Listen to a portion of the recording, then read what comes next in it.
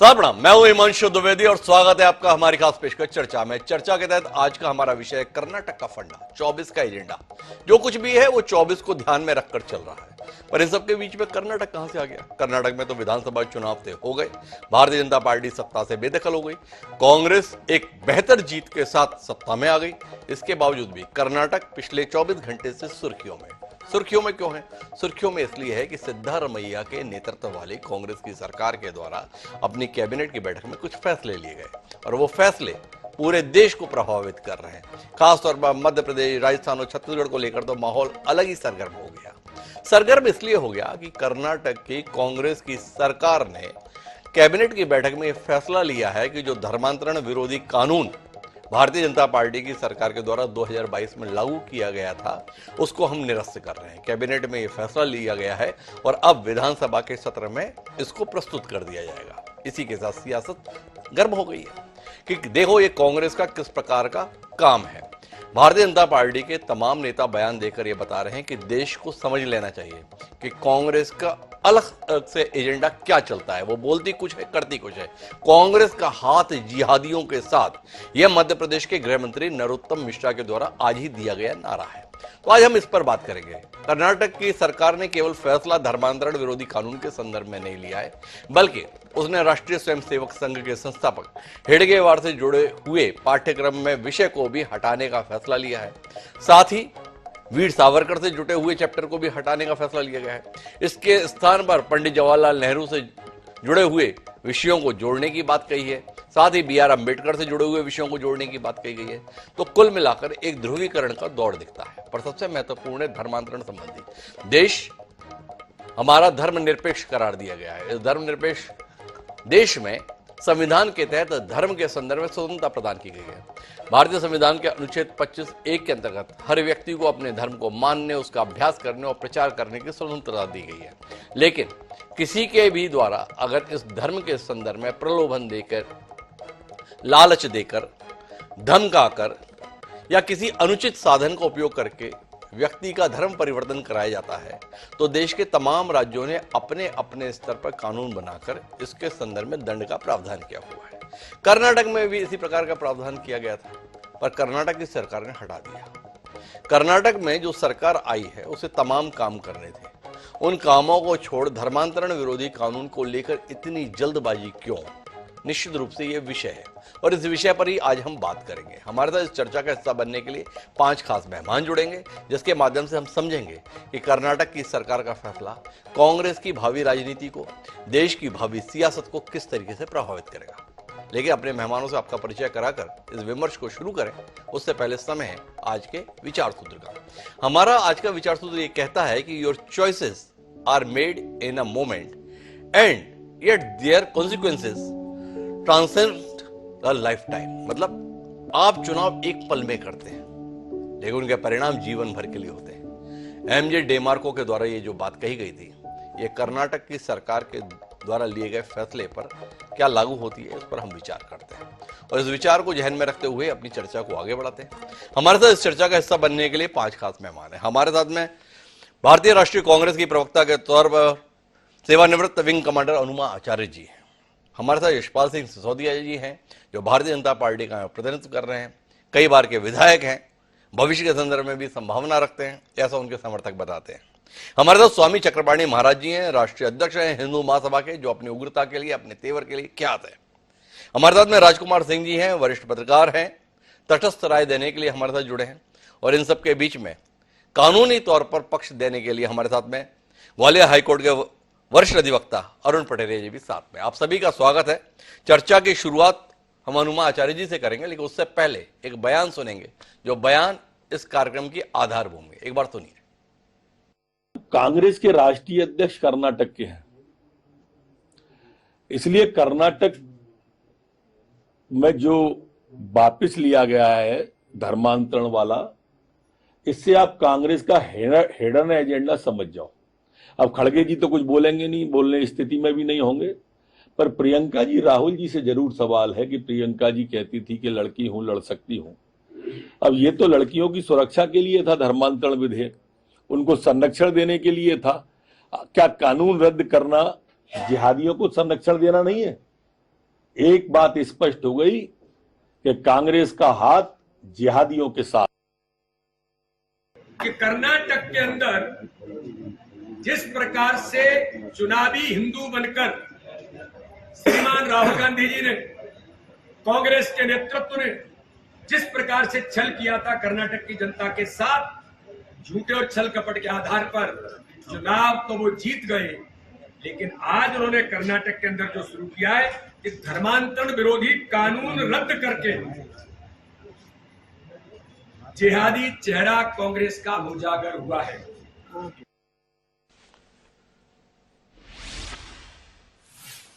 तो अनुमा जी, चर्चा की शुरुआत आपसे ही। आपका सच सामने आ गया, ऐसा नरोत्तम मिश्रा जो वीडी शर्मा बता रहे हैं। आपका जिहादी चेहरा सामने आ गया, मतलब आपकी पार्टी का। कांग्रेस का हाथ जिहादियों के साथ। क्या कहते हैं अनुमा जी, क्या हड़बड़ाहट रही सिद्धारमैया जी को और उनकी सरकार को?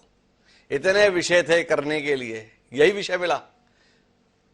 थोड़ा आपके माध्यम से नजरिया सामने आए कांग्रेस का और कांग्रेस के नेतृत्व वाली सरकार का।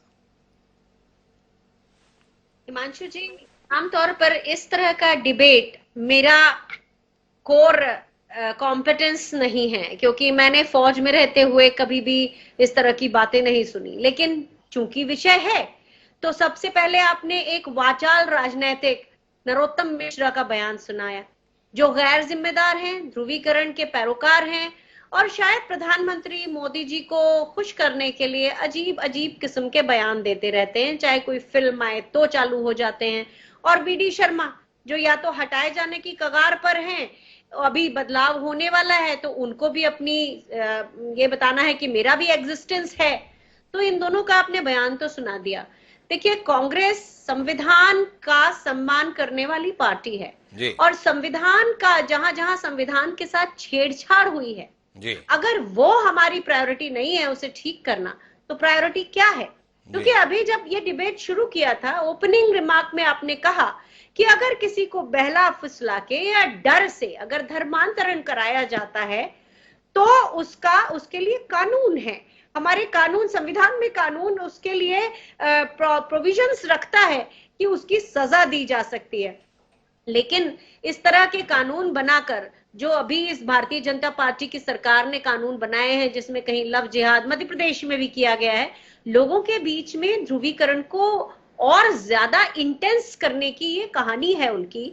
आज आप देख रहे हैं मणिपुर जल रहा है और प्रधानमंत्री चुपचाप बैठे हैं। आज तक उन्होंने कभी शांति की अपील नहीं की है।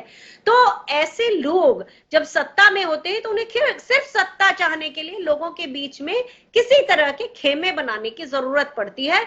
और अब इनके चूंकि सारा कुछ सामने निकल के आ रहा है भारतीय जनता पार्टी का, मेरा सिर्फ इस मुद्दे पे ये कहना है कि इस कानून का दुरुपयोग ज्यादा हुआ है। और जैसा मैंने और आपने खुद ने कहा कि हमारे कानून में ये प्रावधान है कि अगर किसी को बहला फुसला के धर्मांतरण कराया जाता है तो उसे सजा के प्रावधान है। अनुमा जी, मैं थोड़ा संशोधित करता हूं।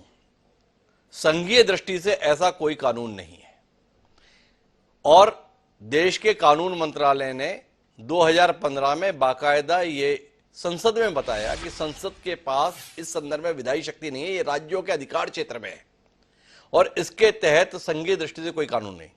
देश के 10 राज्य ऐसे हैं जिन्होंने धर्मांतरण के संदर्भ में अपने अपने कानून बनाकर उन्हें लागू किया। कर्नाटक उसमें से भी एक था। आपसे जानने में दिलचस्पी यह है अनुमा जी, आपका कोर कॉम्पिटेंस है या नहीं है ये महत्वपूर्ण नहीं, पर आप एक सुविद्य बौद्धिक प्रतिभा हैं, एक जिम्मेदार राजनीतिक दल से संबद्ध हैं, तो आपसे जानने में दिलचस्पी निश्चित रूप से हमारे दर्शकों को है कि इस कानून को समाप्त करने के लिए आधारभूमि क्या रही? क्यों कांग्रेस पार्टी के नेतृत्व वाली सरकार को यह फैसला तुरंत फुर्त में लेना पड़ा? जब चुनाव प्रचार चल रहा था कर्नाटक में, तब तो डीके शिव कुमार ने बात दूसरी कही थी। उन्होंने जब बताया था कि जैसे ही हमारी सरकार बनेगी हम बजरंग बली के संदर्भ में बोर्ड का गठन करेंगे और बजरंग बली का जो जन्म स्थान है उसके संदर्भ में उसके विकास के लिए, उसकी उन्नति के लिए बोर्ड का गठन किया जाएगा। हम तो इंतजार करते रहे कि वो बोर्ड के गठन का फैसला कैबिनेट ले रही है। कैबिनेट ने तो उल्टा फैसला लिया। कैबिनेट ने बताया कि धर्मांतरण के संदर्भ में जो कानून है अब कोई दिक्कत नहीं है, आप छल कपट करके अगर धर्म परिवर्तन करा रहे हो तो कर्नाटक की सरकार को इस पर कोई दिक्कत नहीं है। इस प्रकार का बोध भारतीय जनता पार्टी अब कराने की चेष्टा कर रही है। क्या कहती है अनुमा जी, क्यों कर्नाटक की सरकार ने ऐसा फैसला लिया? अगर आप इसे बताएंगे नहीं तो भाजपा के ये आरोप कि कांग्रेस का हाथ जिहादियों के साथ, आप उसके साथ खड़ी नहीं हो जाएंगी? आप मुझे जिहादियों की डेफिनेशन बता पाएंगे? जिहादी कौन है? जी। किसको आप जिहादी कहते हैं? क्या ये आप जो बोल रहे हैं वो उसकी एक्चुअल डेफिनेशन है जिसमें आप प्रयोग कर रहे हैं, या आप बीजेपी का नाम लगा के प्रयोग कर रहे हैं? देखिए, ये धर्मांतरण कानून धर्मनिरपेक्षता की मूल अवधारणा के खिलाफ है। ये संविधान के अनुच्छेद 14, 21 और 25 का भी उल्लंघन करता है। अगर कोई व्यक्ति अपना विवाह करना चाहता है, किसी मुस्लिम से करना चाहता है, क्रिश्चियन से करना चाहता है, सिख से करना चाहता है और धर्म परिवर्तन करता है, तो ये उसकी अपनी पसंद है। इसके ऊपर आप कैसे आप जोर आजमाइश करना चाहते हैं? और भी किसी कारण से करता है, लेकिन अगर उसको लालच दिया जा रहा है या डराया जा रहा है, भाई आपने तो देखा होगा, बहुत बार हमने देखा है जो घर वापसी के नाम पे जो आजकल कहानियां हो रही हैं, उसमें आपको लगता है एक व्यक्ति को मुसलमान से हिंदू बनाया है, उत्तर प्रदेश का त्यागी था, लेकिन ना उसको वहां के लोग पूछ रहे हैं ना यहाँ के लोग पूछ रहे हैं। एक और खास बात है, ये देखिए, इसमें जो ये था कि जो लोग धर्म बदलने वाले जो लोग थे, उनको ओबीसी, एससी और एसटी होने के कारण जो लाभ मिलते थे उससे भी हटा दिया गया था। यानी कि आप उनको बीच में अधर्म में ले आके छोड़ रहे थे उस धर्मांतरण, तो ये इस कानून के कारण, तो उनके जो अपने मूलभूत अधिकार थे उनसे आप वंचित कर रहे थे। इसलिए इसका, क्योंकि संविधान की धारा के खिलाफ जो चीजें की गई हैं उनको वापस लाना कांग्रेस का भी दायित्व है और इस पूरे देश के लोकतांत्रिक लोगों का मुझे भी लगता है दायित्व। अनुमा जी, कहीं ना कहीं हम भ्रमित हो रहे हैं आपके संदर्भ में। ये संविधान के प्रावधानों के खिलाफ है तो ये कानून को एक भी जना चुनौती देता अदालत में तो कब का खत्म हो जाता। पर आपकी जानकारी के लिए, सबसे पहले धर्मांतरण विरोधी कानून 1967 में कांग्रेस के नेतृत्व की सरकार के द्वारा उड़ीसा में लागू किया गया, कांग्रेस के नेतृत्व की सरकार के द्वारा। तो यह है शुरुआत इस देश में धर्मांतरण के संदर्भ में, जहां उड़ीसा के संदर्भ में यह महसूस किया गया कि मिशनरीज प्रलोभन देकर बड़े पैमाने पर आदिवासियों का कन्वर्जन करा रहे और उसकी रोकथाम के लिए वो कदम उठाया गया था। तब से यह सिलसिला चलता चला रहा है। एक बार फिर आपको इस दलील को तलाशना होगा कि आखिर कर्नाटक की सरकार ने यह फैसला क्यों लिया। पर मेरे साथ में चक्रपाणी महाराज जी हैं, उनसे जानने में मेरी जरूर दिलचस्पी है। क्या आप ऐसा कर रहे थे जिसके चलते कांग्रेस के नेतृत्व की सरकार को यह कदम उठाना पड़ा? अनुमा जी कह रही हैं इस कानून का कहीं ना कहीं मिसयूज हो रहा था, इसलिए इसको बदला गया। आप लोगों के प्रेम विवाह में अवरोध पैदा कर रहे थे, कहीं ना कहीं इसके कारण से इसको बदला गया। क्या कहते हैं चक्रपाणी महाराज जी, क्यों? देखिए डॉक्टर हिमांशु जी, इसलिए किया गया क्योंकि कहीं ना कहीं जो आजादी के बाद से जो मुस्लिम तुष्टीकरण की राजनीति की गई और जिसकी वजह से हमारे देश में धर्मांतरण को बल मिला, अब उस पे कानून अगर बन गया, बीजेपी ने बना दिया, तो उसको रोका गया सिर्फ मात्र इसलिए ताकि देश कैसे गजवाए हिंद बन जाए, देश कैसे इनके मंसूबे सफल हो और इस्लामिक देश बने। आप देखिए अभी पिछले दिनों आप देखिए मूक बधिरों तक को जो बनाए जा रहे थे, धर्मांतरण कराए जा रहे थे, स्लीपर सेल बनाए जा रहे थे। अभी कुछ दिन पहले अभी आया है उत्तराखंड में, आप देखिए किस प्रकार लव जिहाद को अंजाम, पूरे देश में आप ये समझे अंदरूनी हिस्से में देखिए तो हिंदू बेटी बहनों को लव जिहाद में एक तरफ फंसाया जा रहा है, दूसरी तरफ मूक बधिरों से लेके और गेमिंग के माध्यम से धर्मांतरण कराया जा रहा है। आप जरा सोचिए, ये छल बेईमानी के द्वारा धर्मांतरण नहीं है तो और क्या है। अब कर्नाटक में जिस प्रकार से जिसको किया है कांग्रेस ने, बहुत बड़ा पाप किया है और जब जब हिंदुओं ने विश्वास किया, ठगा गया। आप देखिए कि वहां बजरंग बली का नाम के कि बजरंग बली तोड़ दो दुश्मन की नली, और यहाँ तो खुद ही जो है हिंदुओं को वहां पे संकट में डाल दिया गया। अब तो वहां पे जो जिहादी मानसिकता के, अभी बहन जी कह रही थी जिहादी है कौन?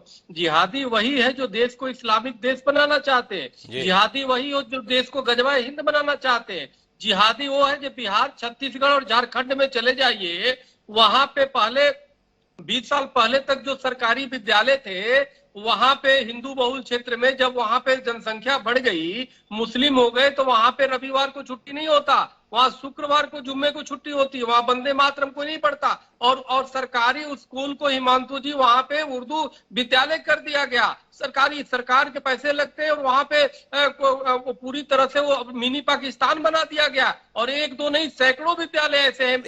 चक्रपाणी महाराज जी, ये धर्मांतरण के संदर्भ में हिंदू के मुसलमान होने पर, हिंदू के ईसाई हो जाने पर ही आपको ऐतराज क्यों होता है? और जब तमाम आपके धर्म मंचों पे मुसलमानों को हिंदू धर्म में आते हुए देखते तो आप बड़े उत्साहित हो जाते हैं, अरे वाह क्या कमाल हो गया। आज ही स्वामी निश्चलानंद सरस्वती शंकराचार्य हैं, उनका प्राकट्य उत्सव बनाया जा रहा है छत्तीसगढ़ में, रायपुर में, और उनके मंच पर 3 ईसाई परिवार हिंदू धर्म की दीक्षा लेकर आ गए। आप तो उल्लासित हैं। तो अगर कोई आपके यहां आ जाए तो इसके संदर्भ में आपकी जीत है, और कोई आपके यहां से चला जाए तो उसकी हार है। थोड़ा समझाइए ना हमें, ये धर्मांतरण के संदर्भ में अगर आपके कानून इतने ही मजबूत हैं, इतने ही ईमानदार हैं, तो जो सजा आप चाहते हैं कि कोई हिंदू मुसलमान हो जाए तो कराने वाले को टांग दिया जाए, तो आप लोगों के संदर्भ में भी ऐसा कुछ किया जाए तो कैसा रहे? नहीं हिमांशु जी, प्रश्न आपने बिल्कुल ठीक कहा, लेकिन आपको बताना चाहते हैं कि हिंदू कभी किसी को धर्मांतरण नहीं कराता। और यहाँ पे जो भी मुस्लिम अगर जो हिंदू स्वीकार करते हैं हिंदू सनातन धर्म को या कोई को, तो वो धर्म नहीं बल्कि वो घर वापसी करते हैं। यहाँ पे जब विदेशी आक्रांता जो आए, तो विदेशी आक्रांता आए और यहाँ पे तलवार के बल पे और डरा करके धमका करके उनको किसी भी तरीके से इस्लाम स्वीकार करा, क्रिश्चियनिटी भी इसी तरफ फैला। तो यहाँ पे तो जो असली मूल जो निवासी हैं वो सनातनी हैं, सिख हैं, जैन हैं, बौद्ध हैं, आर्य समाजी हैं, ये है। तो इसीलिए क्योंकि उनकी मातृभूमि और पुण्य भूमि दोनों है, वो इसको भारत को पितृभूमि भी मानते हैं और पुण्य भूमि को। लेकिन और दूसरे जो क्रिश्चियन है या इस्लामिक है, पितृभूमि तो मानते हैं लेकिन वो पुण्य भूमि नहीं मानते। पुण्य भूमि तो उनके लिए मक्का मदीना है भाई, वो हमारे लिए पुण्य भूमि क्या है? अयोध्या है, काशी है, मथुरा है, ये हमारी पुण्य भूमि है। तो ये जब धर्मांतरण होता है, यानी हिंदू जब मुसलमान या ईसाई बनता है, तो धर्मांतरण के साथ हिमांशु जी राष्ट्रांतरण भी हो जाता है। इसलिए ये खतरनाक है। और जो धर्मांतरण पे कानून हटाने वाले लोग हैं, वो सच पूछिए तो देश के साथ विश्वासघात कर रहे हैं, देश के साथ विश्वासघात कर रहे हैं। चक्रपाणी महाराज जी ये बात कह रहे हैं। मुझे आना है यशपाल सिंह सिसोदिया जी के पास, लेकिन उससे पहले मैं थोड़ा कानूनी पक्ष जानना चाहता हूं, और इसके लिए अरुण पटेल जी आपके पास आना चाहता हूं। ये धर्मांतरण के संदर्भ में देश की सरकार इतनी असहाय स्थिति अपनी क्यों जाहिर कर रही है?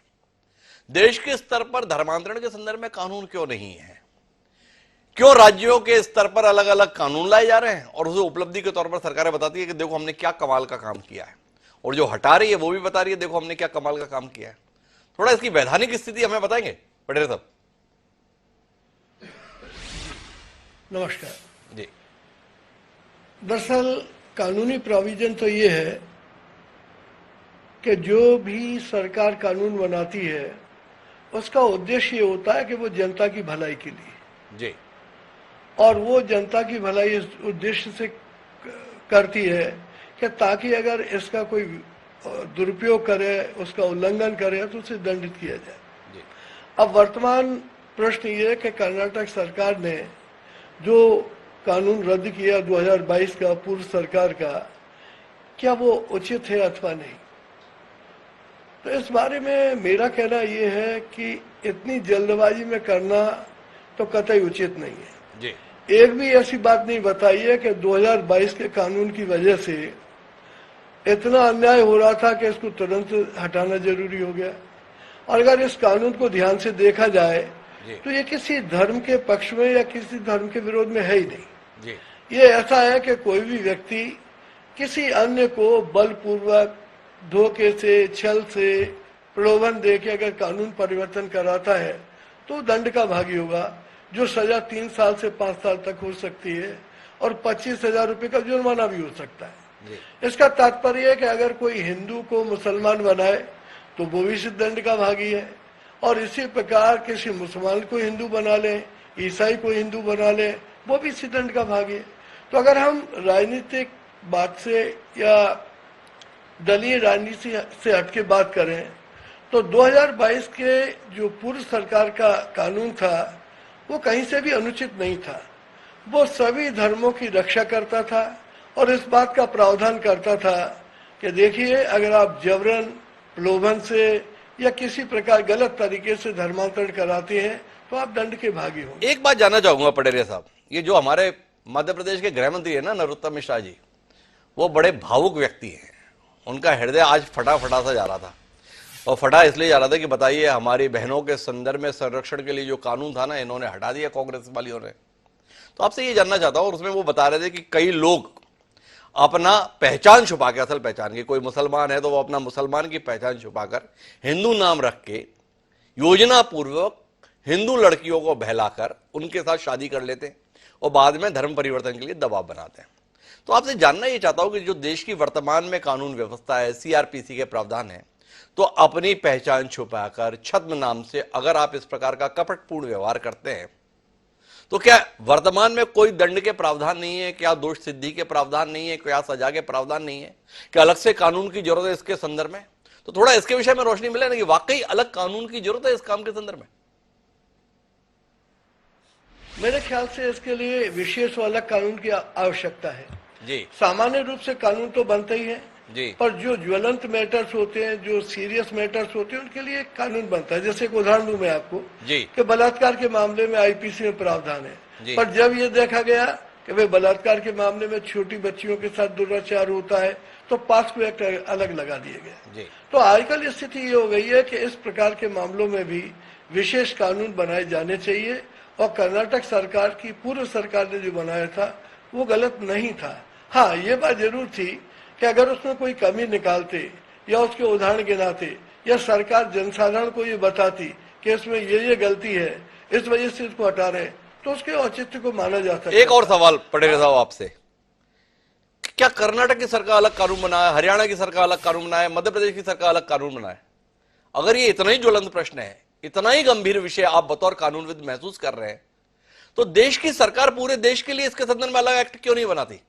इसके संदर्भ में अपनी असमर्थता, असहायता क्यों व्यक्त कर रही है?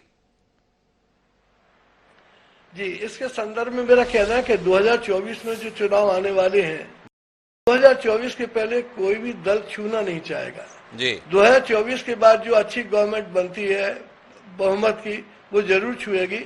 और आज का ज्वलंत प्रश्न भी यही है, और सवाल का जवाब भी मेरा यही है कि इस मामले में केंद्रीय सरकार को कानून बनाना चाहिए जो पूरे भारतवर्ष पे लागू हो। तो मेरा पटेल साहब ने कहना तो कह दिया देश की सरकार को बनाना चाहिए, तो अब यशपाल सिंह सिसोदिया जी आपके पास ही आते हैं। एक दमदार सरकार, एक मजबूत सरकार, इस देश की सभ्यता संस्कृति को संरक्षण देने वाली सरकार, और उसके बावजूद भी धर्मांतरण वाले विषय पर एक लाचार सरकार। कितने शर्मिंदा हैं यशपाल जी आज आप? बताइए, कर्नाटक ने कैसे आपको मूंगी खिला दी? कितना दिल द्रवित हो गया आपका? अगर देश की सरकार ने एक मजबूत कानून दे दिया होता तो हम लोग कर्नाटक के सरकार के इस फैसले के संदर्भ में बात ही नहीं कर रहे होते। क्या कहते हैं आप? चूक गए आप? नहीं हिमांशु जी, ऐसा नहीं है। केंद्र की सरकार कानूनों को राज्यों के आधार पर भी छोड़ती है, और जो कानून भारत की सरकार पास करती है उसके बाद परिस्थितियों के आधार पर अगर राज्यों में उसको संशोधन किया जाना चाहिए, या परिस्थितियां जिस प्रकार से जिस राज्य में निर्मित होती है उसके हिसाब से वो विधेयकों में जो सजा का प्रावधान होता है हिमांशु जी, उसको बढ़ाने का काम कर सकता है, जुर्माने को बढ़ाने का काम कर सकता है। और जैसा कि आपकी प्रारंभिक रिपोर्ट में और आदरणीय वरिष्ठ अभिभाषक पटेरिया जी ने जिस प्रकार से इसको बहुत स्पष्ट कर दिया है, और मैं तो आपके माध्यम से जो प्रश्न आपने अनुपमा जी से पूछा था उसका उत्तर नहीं आया। मैं भी जानना चाहूंगा अनुपमा जी से आपसे कि कर्नाटका के चुनाव के मात्र 1 महीने में कैबिनेट की कितनी बैठकें हुई, 1 या 2 हुई, या 1 या 2 बैठकों में ही आपकी सरकार को, कांग्रेस की सरकार को किसके इशारे पर ये धर्मांतरण का कानून निरस्त करने की कवायद करना पड़ी, जिसको विधानसभा में लाया जाएगा? और आपने जिस प्रकार से कहा है, अनुमा जी के नरोत्तम मिश्रा जी, गृह मंत्री जी, मोदी जी को खुश करने के लिए बयान देते हैं, तो हम पूछना चाहेंगे कि सिद्धारामैया जी ने सिद्ध कर दिया है क्या कि सोनिया गांधी जी को, राहुल गांधी को और प्रियंका वाड्रा जी को खुश करने के लिए यह संशोधन और यह विधेयक समाप्त करने की कगार पर उसको लाए जाने की पहली कार्रवाई है? और मैं आपसे यह भी पूछना चाहूंगा, जैसा डॉक्टर साहब हिमांशु जी ने पूछा है, आपने 1 महीने में से कितने तथ्य एकत्रित कर लिए जिससे आपकी नवगठित सरकार को अपने पहले एजेंडे में ही यह कैबिनेट में पास करना पड़े? आखिर धर्मांतरण के मामले में हिमांशु जी ने बहुत अच्छी प्रारंभिक व्याख्या करी यशपाल जी, है। आप कमाल के आदमी हो ना, कमाल के राजनेता हो। हमने आपसे सवाल पूछे, आपने कहा सवाल का उत्तर कौन दे, अपन भी सवाल ही कर दो, सवालों से परे चले जाओ। देश के सबसे बड़े राजनीतिक दल का प्रतिनिधित्व तो आप कर रहे हो यशपाल सिंह सिसोदिया जी। देश की सबसे मजबूत सरकार के पार्टी का प्रतिनिधित्व आप कर रहे हो, क्योंकि आप ही बताते हो कि आजादी के बाद देश की सबसे मजबूत सरकार ये है, मजबूत नेतृत्व ये है।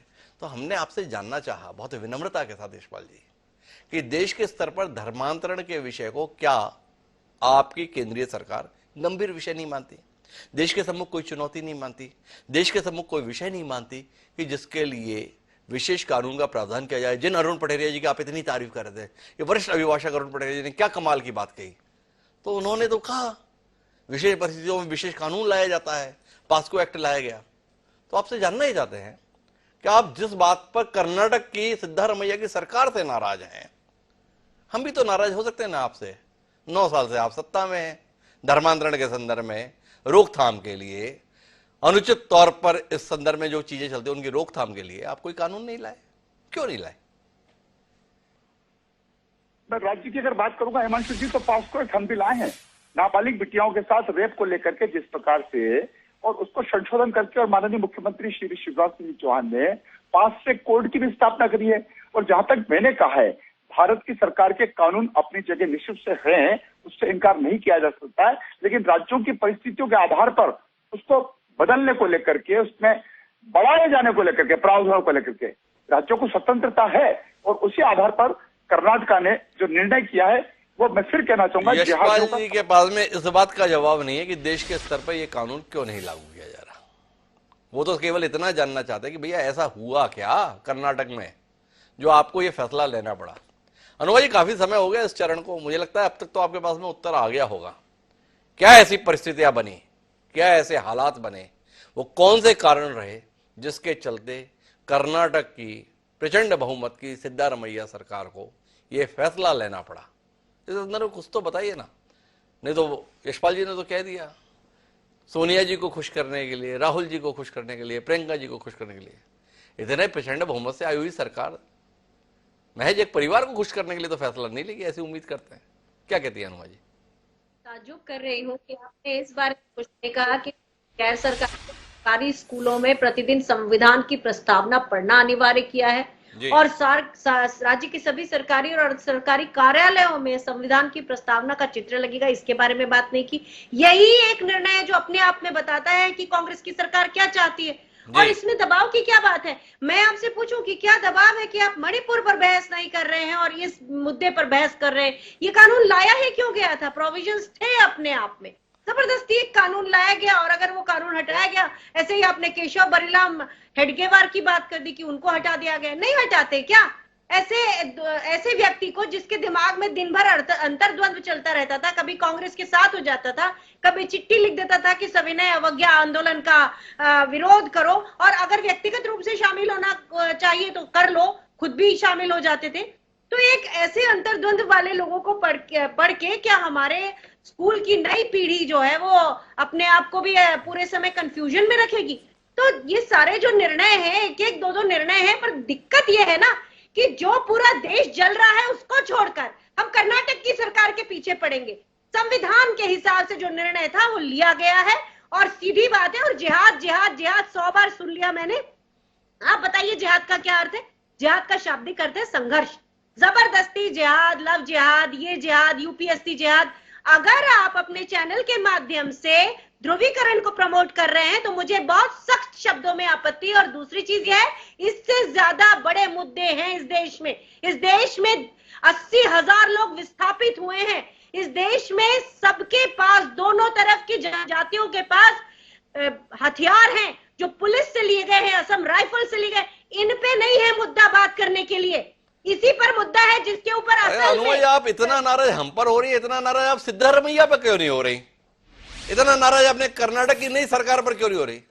इतने सारे मुद्दे हैं राज्य में करने के लिए। एक धर्मांतरण कानून ही मिला था रद्द करने के लिए। आपसे भी तो यह सवाल किया जा सकता है। इसके संदर्भ में आपके पास उत्तर नहीं है तो आप सवाल करिए। अब मणिपुर पे बहस क्यों नहीं किए? भाई आप देखिए ना, मणिपुर में बहस की थी कि नहीं की थी हमने? आप जैसी विदुषी महिला से उम्मीद है कि आप तर्क के आधार पर देश को बताएगी कि ये कानून इन प्रावधानों के चलते रद्द किया गया, ना कि इस बात पर सवाल करें कि आप इसमें बात ही क्यों कर रहे हैं। भाई बात इसलिए कर रहे हैं कि आपकी सरकार ने बताया हमने ये फैसला लिया है, उसने फैसला लिया, हम इस पर बात कर रहे हैं। आपने बता दिया हेडगेवार जी के संदर्भ में, हटा दिया, क्यों नहीं हटाते?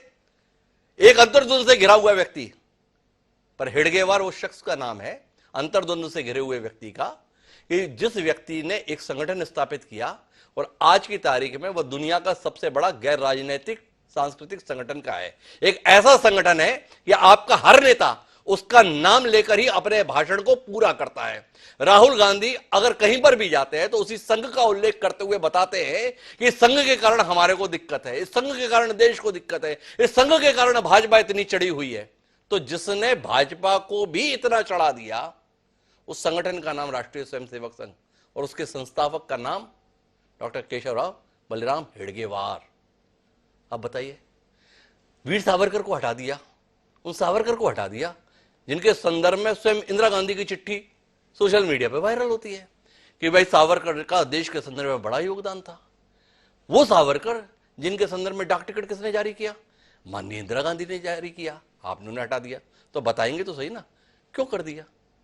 जी अनुमा जी। मुझे आपत्ति है, विनायक दामोदर सावरकर को जबरदस्ती वीर बोल रहे हैं, और इससे मुझे आपत्ति एक बार नहीं दर्जनों बार रहेगी। दूसरी चीज ये है कि अगर कर्नाटक के कई संगठनों ने तो इस कानून के बारे में बात की थी और मुख्यमंत्री तक अपनी बात पहुंचाई थी, और बहुत सारे शिक्षाविदों ने जो वहां के सिलेबस में चेंज हुआ था उसके बारे में बात की थी, तो एक समिति ने बैठकर उसके ऊपर निर्णय लिया है। वहां पर जो पुरस्कृत लेखक थे पी लंकेश, सारा अबुरकर, एएन मूर्ति राव, इनको सिलेबस से हटा दिया और शिवानंद कल्बे, एम गोविंद राव यानी अपने पसंद के लोगों को डाल दिया। तो क्यों नहीं उसे बदला जाता? और इसी तरह से जिस धर्मांतरण कानून के ऊपर आज बहस हो रही है, इसकी वाकई जरूरत नहीं है, क्योंकि वो धर्मांतरण कानून केवल उसका हमेशा गलत फायदा उठा के और काफी ऐसे लोगों के ऊपर प्रहार हुए, जिस तरह से यूएपीए की तरह से उमर खालिद जैसे लोगों को इतने दिनों से गिरफ्तार रखा गया बिना किसी कारण के, बिना चार्जशीट के, बस आपने गिरफ्तार कर लिया। इसी तरह से इस कानून का दुरुपयोग हो रहा था। इस कानून का दुरुपयोग हो रहा था, अनुमा जी का बार बार दलील है। मैं अब इसमें तटस्थ राय देने के लिए राजकुमार सिंह जी आपके पास आता हूं। इस कानून का दुरुपयोग हो रहा था इसलिए आपको लगता है कि इसको हटाया गया, या भारतीय जनता पार्टी का यह आरोप रहा कि एक ध्रुवीकरण कर्नाटक में हुआ इस चुनाव में, जो जेडीएस मुस्लिम बहुल इलाकों में पर्याप्त वोट पाती थी, उस जेडीएस को से मोह भंग हुआ मुस्लिम मतदाताओं का और वो सब कांग्रेस की ओर गए। उस वोट बैंक को संतुष्ट करने के लिए ये कदम उठाया गया। भाजपा इसी को आधार बना के मुद्दा बनाना चाह रही है, और क्या आपको नहीं लगता है कि यह मुद्दा बनाना कहीं नहीं कहीं कांग्रेस को राजस्थान, मध्य प्रदेश या छत्तीसगढ़ में मुश्किल पैदा कर सकता है? हिमांशु जी, अभी अनुमा जी ने भी कहा कि इस कानून का बड़ा दुरुपयोग हो रहा था। जी, मेरी जानकारी के मुताबिक इस कानून के तहत कर्नाटक में कुल 2 मामले दर्ज हुए जी, तीसरा मामला दर्ज नहीं हुआ। तो यह कहना कि बड़ा भारी दुरुपयोग हो रहा था, मुझे लगता है कि तथ्यात्मक रूप से गलत है। जी। दूसरी बात, हमें बहुत स्पष्ट होना चाहिए कि धर्मांतरण रोधी कानून नहीं था जी। ये छल, बल, प्रलोभन या विवाह के जरिए, या आप कहें भावनात्मक दोहन के जरिए धर्मांतरण को प्रेरित करने या बाध्य करने के मामलों को रोकने वाला कानून था। धर्म परिवर्तन पर कोई रोक नहीं थी इस कानून में जी। और ये जो रोक थी जिन मामलों में थी, वो जैसा अरुण पटेरिया जी कह रहे थे, सभी धर्मों पर समान रूप से लागू होती थी। तो ये मानना, ये बताना कि किसी धर्म विशेष के पक्ष में था या विरोध में था, ये भी तथ्यात्मक रूप से गलत है। दूसरी बात, अगर उस कानून में, पहली बात तो हमें ध्यान रखना चाहिए कि सरकारें आती जाती रहती हैं जी। जो भाजपा की सरकार थी कर्नाटक में, उसने कानून विधायी प्रक्रिया का पालन करते हुए बनाया था जी। रातों रात मनमाने ढंग से नहीं बना दिया था। बेशक कांग्रेस की सरकार उसको अगर निरस्त भी करेगी तो विधायी प्रक्रिया का पालन करेगी, लेकिन क्या पूरा कानून गलत था?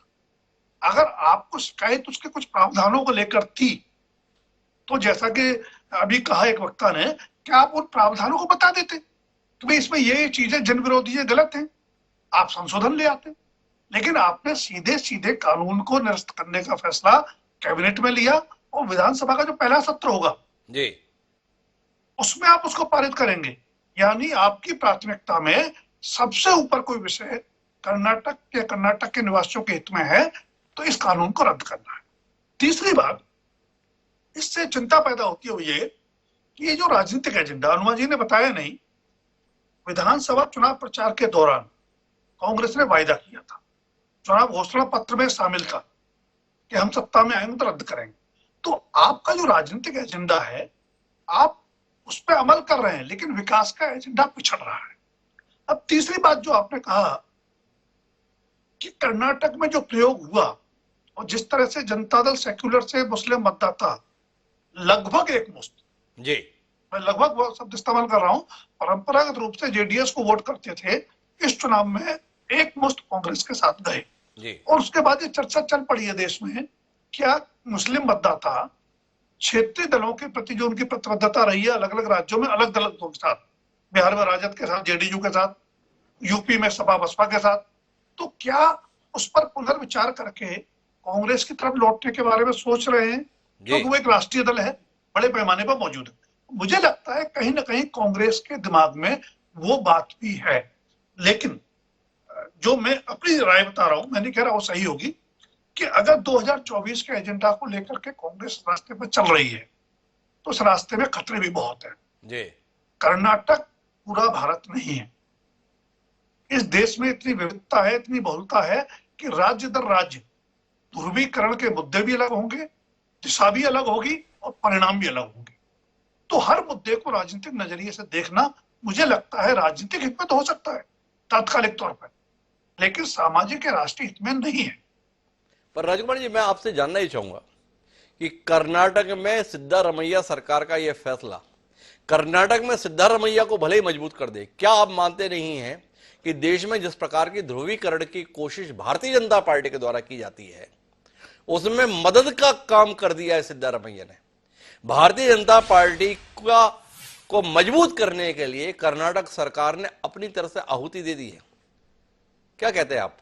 क्या यह भाजपा को बैठे बिठाए हिंदू वोटों की गोलबंदी के लिए एक अवसर उपलब्ध नहीं करा दिया है, जिस तरीके के बयान भारतीय जनता पार्टी के नेताओं के लगातार आ रहे हैं?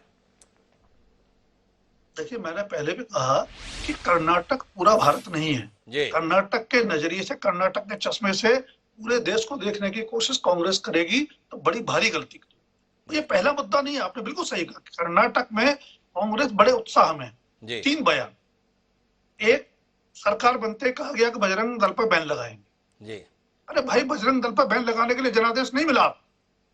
जनादेश इसलिए मिला कि भाजपा की सरकार से कर्नाटक के लोग असंतुष्ट थे, वो उनकी अपेक्षाओं पर खरा नहीं उतरी, और आपने उन अपेक्षाओं पर खरा उतरने के वायदे भी किए और लोक लुभावन रेवड़ियां बांटने की भी बात कही, इसलिए आपको जनादेश मिला।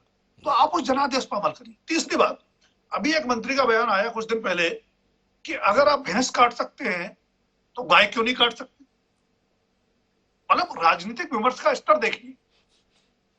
तीसरा, आप ये लेके आते, इस देश में धर्मांतरण बड़ा मुद्दा लंबे समय से रहा है, और आपने खुद बताया कि पहला कानून उड़ीसा में बना था। तमिलनाडु समेत दक्षिण भारत के अनेक राज्य हैं जहां पहले ईसाई मिशनरीज पर कन्वर्जन के आरोप लगते रहे, और बाद में पेट्रो डॉलर के जरिए मुस्लिम संगठनों पर भी इस तरह के आरोप लगे। क्या ये अपने आप में चौंकाने वाली बात नहीं है हिमांशु जी कि इस देश में आज तक जो बहुसंख्यक समाज है,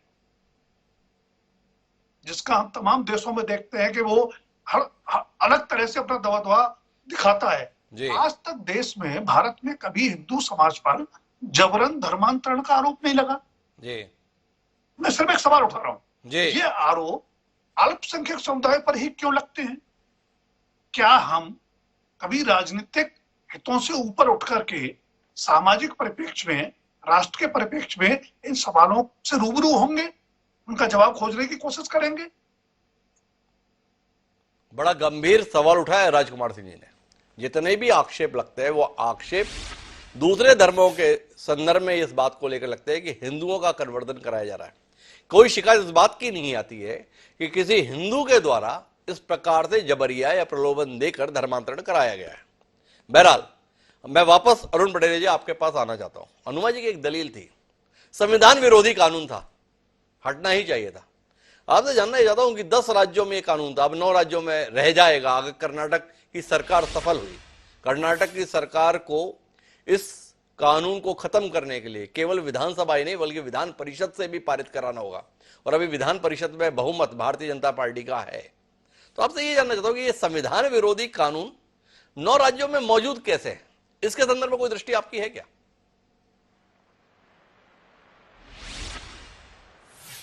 जी, ये बात कहने से पहले मैं अपनी ओर से एक बात कहना चाहता हूं जी। कि आपकी जो आज चर्चा है वो देश के वातावरण से संबंधित है। जी। आपकी चर्चा में मुझे बिपरजॉय का आज कानून भी, तूफान भी देखने को मिला। पूरे देश में जो गर्मी पड़ रही है वो हॉटनेस भी आपकी चर्चा में देखने को मिली। जी। पर मेरा कहने का तात्पर्य ये है, कानून जो बनते हैं वो जनता की भलाई और जनता की सुरक्षा के लिए बनते हैं। जी। अगर ऐसे कानूनों को अपन हटा देंगे तो वो जो लोग जबरन धर्मांतरण या धर्म परिवर्तन कराते हैं वो उत्साहित होंगे। जी। जैसा कि मैंने पहले बताया और मेरे एक साथी वक्ता ने भी कहा कि भाई ये कानून तो सबके लिए है, हिंदुओं के लिए, मुसलमान के लिए, ईसाई के लिए, जो भारतीय हैं सबके लिए।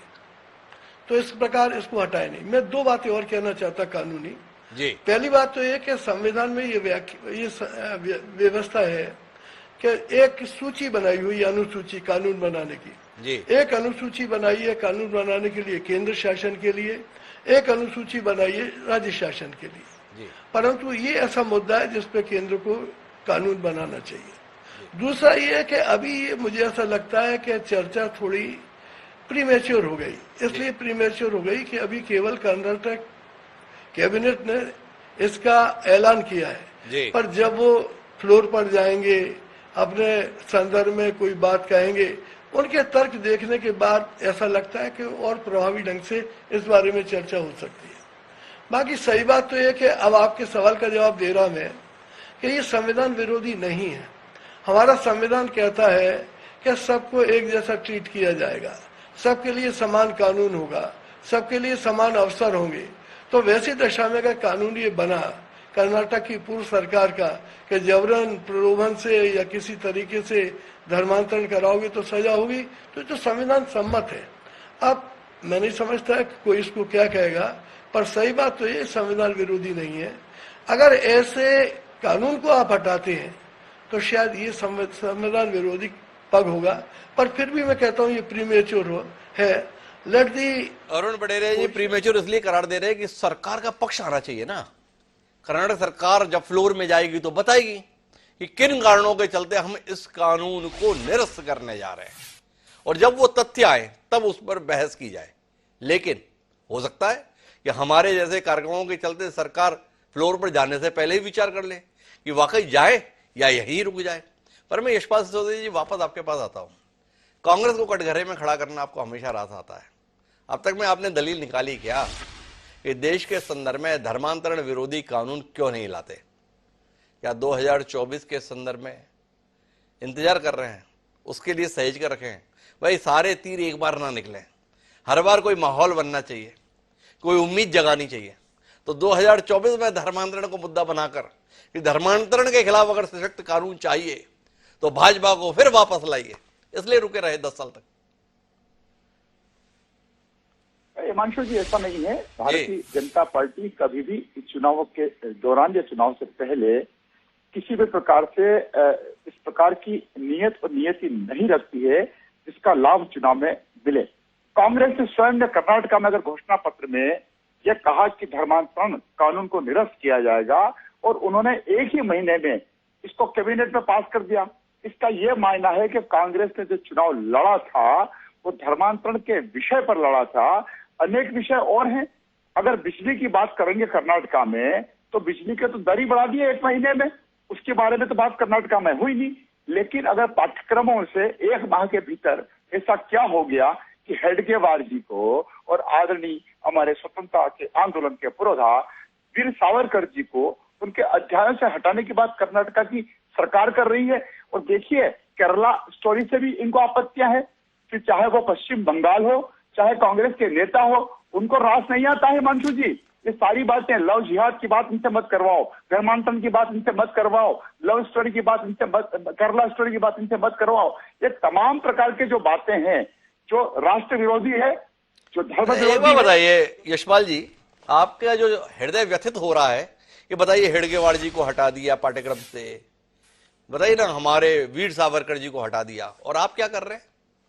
3 मूर्ति भवन, देश के प्रथम प्रधानमंत्री, देश की आजादी का महानायक पंडित जवाहरलाल नेहरू का निवास स्थल था। 50 साल तक संग्रहालय के तौर पर देश ने उसको सम्मान के साथ देखा। क्या किया आपने? बर्दाश्त नहीं हुआ नेहरू जी का नाम, तो प्रधानमंत्री संग्रहालय के रूप में तब्दील कर दिया। नेहरू रह ना जाएं किसी के जहन में, आपकी ये कोशिशें जायज, और अगर कर्नाटक की सरकार ने फैसला ले लिया पाठ्यक्रम से हटाने का तो नाजायज।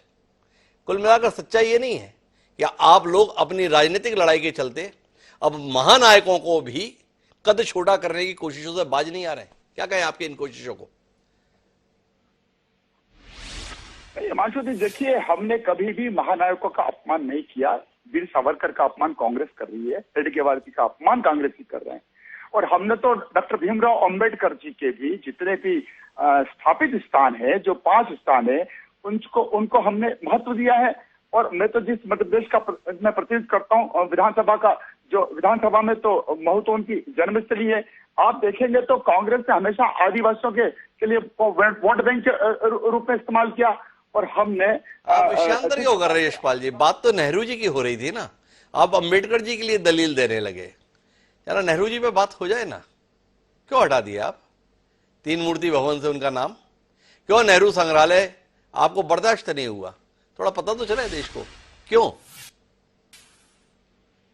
ऐसा नहीं है, देखिए, कोई राजनीतिक नजरिए से नहीं देखना चाहिए उसको, हिमांशु जी। और अगर हटाया है तो कांग्रेस अभी अनुपमा खुद कर रही थी, हमारी कांग्रेस की प्रवक्ता, कि हम भी बदलेंगे।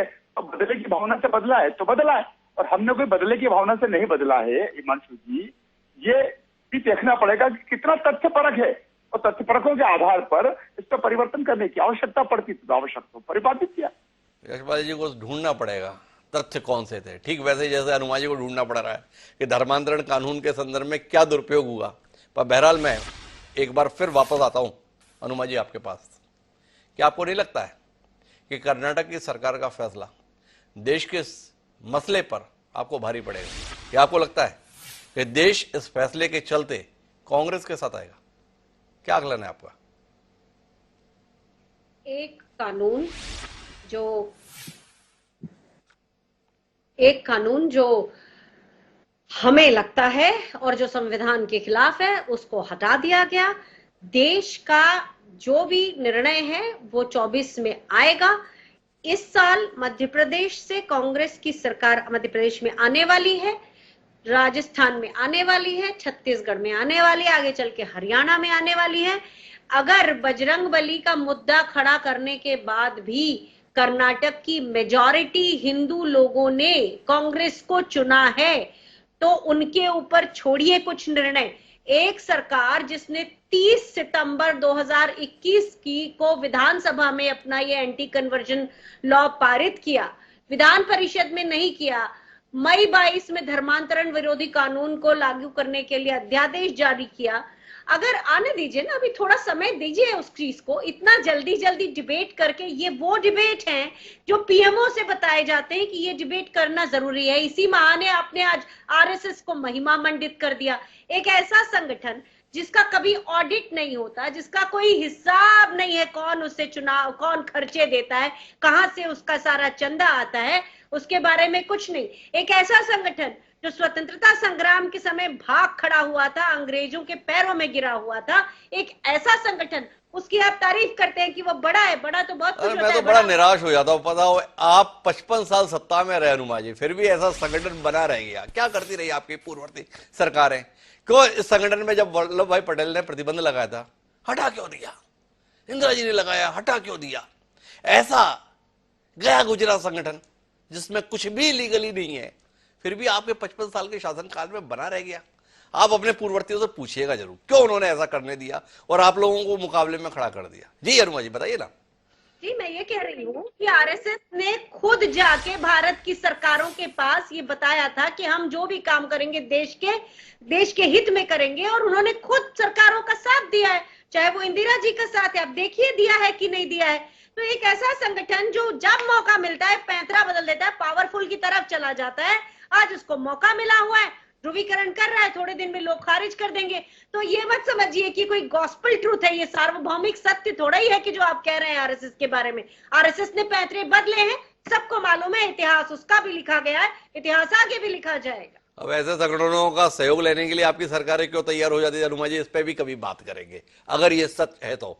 पर महत्वपूर्ण तो यही है कि इतना गया गुजरा संगठन अगर आपके अनुसार था, तो ऐसा गया गुजरा संगठन आपके 55 साल के शासनकाल में बना कैसे रह गया, इस पर कभी आप अपने विचार जरूर कीजिएगा। लेकिन मैं इस कार्यक्रम को अंतिम बिंदु पर ले जाना चाहता हूं और वापस राजकुमार सिंह जी आपके पास आना चाहता हूं और आपसे जानना चाहता हूं कि जो सवाल मेरा अनुमा जी से था, अनुमा जी ने कह दिया 2024 में भी आ जाएगा फैसला, हम राजस्थान भी जीत रहे हैं, हम मध्य प्रदेश भी जीतेंगे, हम छत्तीसगढ़ में भी बने रह जाएंगे, हरियाणा भी हम जीतने जा रहे हैं। क्या ऐसे फैसले कांग्रेस की राह को आसान बनाने के लिए हैं, या देश के माहौल पे आप मानते हैं चूक कर रही है कांग्रेस, भूल कर रही है कांग्रेस, भाजपा की मदद कर रही है कांग्रेस? क्या कहते हैं राजकुमार जी? देखिए, एक बात तो अनुराग जी ने मान ली जी, जब वो कहते हैं कि 2024 में देश का फैसला आ जाएगा, मध्य प्रदेश छत्तीसगढ़ राजस्थान हम जीत रहे हैं, यानी कहीं ना कहीं ये पॉलिटिकल एजेंडा का, इलेक्टोरल एजेंडा का हिस्सा है जी, ये बात तो स्पष्ट हो गई जी, अनुराग जी ने प्रत्यक्ष रूप से अप्रत्यक्ष रूप से मान भी ली जी, लेकिन मेरा मानना यह है, जो पुराना अनुभव कहता है कि ऐसे मुद्दों पर जब जब ध्रुवीकरण हुआ है तब तब कांग्रेस हाशिए पर चली गई जी, और उसका सबसे ज्यादा लाभ अगर किसी को मिला है तो भारतीय जनता पार्टी को मिला है। उसके कारण बहुत स्पष्ट है। जी, भाजपा के पास जैसे अभी आरएसएस की बड़ी चर्चा हुई, व्यापक संगठन है जो राजनीतिक है, लेकिन राजनीतिक भूमिका भी अप्रत्यक्ष तौर पर बड़ी निर्णायक निभाता है। भाजपा के पास अपना बड़ा विशाल संगठन है और कांग्रेस संगठन की दृष्टि से आज की तारीख में देश का सबसे कमजोर दल है। ये बात मैं इसलिए कह रहा हूं कि उत्तर प्रदेश आप याद कर लें, मंडल कमंडल की राजनीति का ध्रुवीकरण हुआ 90 और उसके बाद, तो कमंडल के ध्रुवीकरण का लाभ मिला भारतीय जनता पार्टी को जी, और मंडल के नाम पर ध्रुवीकरण हुआ जिसके साथ बाद में अल्पसंख्यक वर्ग भी जुड़ा, उसका लाभ मिला सपा बसपा को। तो कांग्रेस को न 3 में रही न 13 में रही। कांग्रेस मध्यमार्गी दल है, उसको अपनी विरासत नहीं भूलनी चाहिए, अपना इतिहास नहीं भूलना चाहिए और शायद वही भूमिका उसके लिए देश की राजनीति में आगे भी सबसे ज्यादा प्रासंगिक रहने वाली है। पर वो रास्ता लंबा है। तो कुल मिलाकर अगर हम बातचीत के मर पे पहुंचे तो कर्नाटक सरकार के फैसले ने कहीं ना कहीं कांग्रेस को कटघरे में और भारतीय जनता पार्टी को सुविधाजनक स्थान पर ला दिया है। निश्चित रूप से भारतीय जनता पार्टी देश को यह संदेश दे पाने में कामयाब हो पाएगी इस फैसले के चलते कि कांग्रेस के आने के साथ में बहुसंख्यक कहीं ना कहीं संकट में आ जाते हैं। जिम्मेदारी बनती है कर्नाटक की सरकार की और कांग्रेस पार्टी की कि वो उन कारणों को सार्वजनिक करे, तथ्यपूर्ण तरीके से उन कारणों को देश के सम्मुख लाए जिसकी बुनियाद है कि हमने इस कानून को हटाने का फैसला किया है। अगर इसके संदर्भ में कांग्रेस मौन बनी रही तो तय मानिए भारतीय जनता पार्टी इस मुद्दे को देश के स्तर पर स्थापित करने में सफल रही है। तो देखें कांग्रेस भाजपा की ये लड़ाई कहां तक जाती है। आप सभी मेहमानों को धन्यवाद हमारे साथ इस चर्चा का हिस्सा बनने के लिए। समय है अब आज के शेर का। धर्म मजहब को लेकर जितने भी संघर्ष है, इस संघर्ष से परे एक कमाल का शेर शायर ने दिया। उन्होंने कहा कि अमजद तुम्हारी जैसी मर्जी, कि अमजद तुम्हारी जैसी मर्जी, रहो काफिर या कि इस्लाम लाओ, मगर कह देते हैं एक काम की बात, जहां तक हो सके किसी के काम आओ। तो अमजद साहब ने जो बात कही थी दरअसल ये हर इंसान पर लागू है। आप किसी भी मजहब को मानिए, किसी भी धर्म को मानिए, किसी भी पंथ को मानिए या किसी को भी मत मानिए, पर एक बात हमारी जरूर मानिए कि जब भी मौका मिले किसी इंसान के काम आने की कोशिश जरूर कीजिए। इतना भी अगर आप करते रहेंगे तो इस देश को और उस दुनिया को दोनों को ही संवारने में अपनी भूमिका निभा लेंगे। इस कामना के साथ अब मुझे दी इजाजत, कल फिर मिलेंगे नए विषय के साथ। तब तक के लिए प्रणाम।